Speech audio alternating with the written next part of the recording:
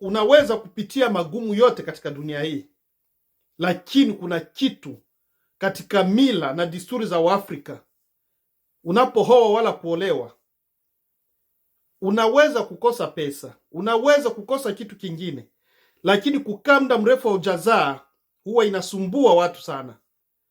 Huyu mama hapa ambao picha nimewekea ya watoto hapo, amekaa miaka 12, ametafuta watoto kwa kila njia, haikuwezekana.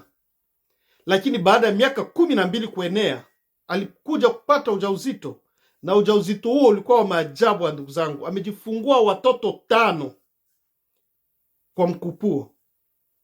Fikiria uone maajabu huko. Amekaa muda mrefu, amezaraulika. Labda hata familia ya mme ilikuwa imeshaanza mwambia hakuna kitu unachofanya hapa tofauti na kujaza choo, lakini yote hayo alivumilia. Ndio huyu hapa amejifungua watoto 5 baada ya miaka 12 ya kuvumilia. Na kama na wewe ndugu yangu unapitia changamoto na hujafikisha miaka 12, usikate tamaa, siku yako ipo.